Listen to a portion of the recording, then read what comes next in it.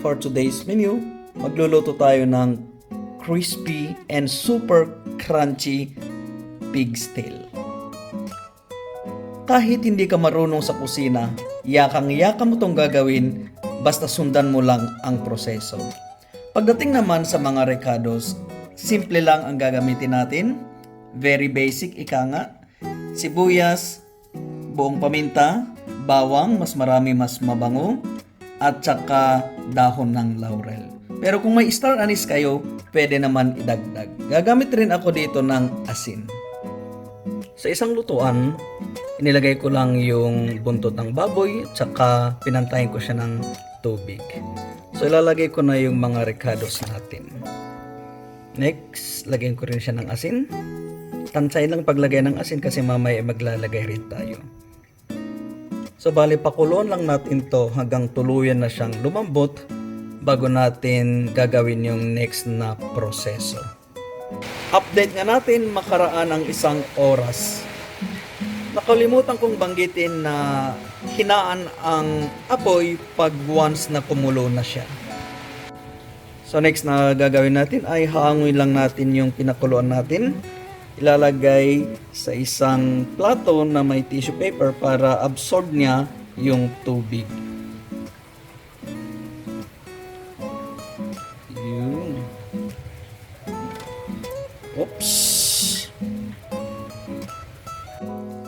Ito na ang itsura niyan pagkatapos kong hinango at itinransfer sa plato na may tissue paper. Gumagamit ako dito ng tissue paper para madaling masipsip yung mga tubig dito sa ating pinakuloang karne.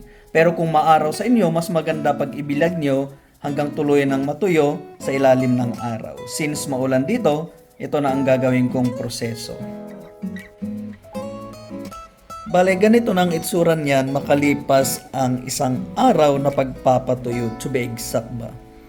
Bale, nilagay ko lang siya sa ref since hindi ko mailagay sa labas dahil maulan nga. May mga tissue pa pero okay lang yan. So, bago natin ipireprito ay hihiwain ko lang dito sa may balat, sa parteng balat niya ng square type ba. Saka natin budburan ng asin. Pagkatapos kong nahiwa, kagaya ng sabi ko kanina, square type siya. Ginagawa natin to para mas lalong papasok yung lasa ng asin sa ilalim ba. So, bari budburan lang natin siya ng asin bago tayo maggigisa. Saka pahipahiran, masads konti ba. Bago niyo ilagay o ibuhos yung mantika nyo, siguraduhin niyo munang mainit yung palayok o yung non-stick frying pan nyo bago niyo ibubuhos yung mantika. So bale, sure na akong mainit siya. So ibubuhos ko na yung buong laman ng mantika na to. Bale, 1 litro ito. Mahigit para 1 litro. So, hintayin ko lang siyang uminit ng husto. Wala ko tayong kagamitan pagdating sa kusina para malaman o masukat natin kung mainit ba yung mantika natin. Yung tinatawag nilang thermometer. Pero hindi problema yan. Chopstick, pwede na. Pag ilubog mo yung chopstick tapos bumubula yung paligid niyan, ibig sabihin, pwede na tayong magprito. Kagaya niyan, nakikita niyo. Paniguradong mainit na siya. So, oras na para umpisan natin ang pagpreprito. Pero bago gagawin yan, siguraduhin munang walang umali-aligid na bata kasi delikadong matalsikan ng mainit na mantika. Dahan-dahanin lang natin. Yun.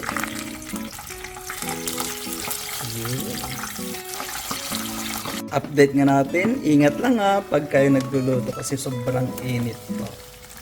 Yun. Update nga natin, ito na ang tsura ng ating crispy buntot ng baboy. Diba? Bahala na kayo kung gusto niyo pang mas crispy, i-double fry niyo lang siya. Pero ako, okay na ako dito. Ganyan.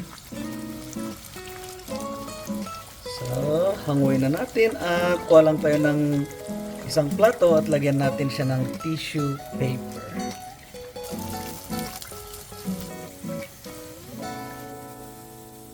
Yun. ito na ang itsura nung prinito natin. Isa pang tip para lalong lulutong yan ay pagpapahingain muna natin yung finished product ng mga 5 to 10 minutes. Sigurado malutong na yan. So habang ginagawa natin yan ay prepare muna natin yung ating magsisilbing sausawan. Gagamit rin ako ng vinegar at saka durog na paminta. After 10 minutes, ito na ang itsura at finished product ng ating crispy pig's tail. Siyempre, hindi mawawala ang ating all-time Filipino favorite na sausawan. Gaano ba siya ka-crispy? Kuha lang ng isang spoon o di kaya matulis na bagay at saka ikis-kis. Narinig niyo yun? Ganyan lang siya.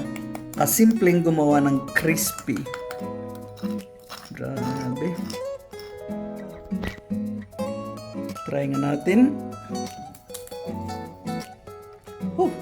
Mainit. Oops.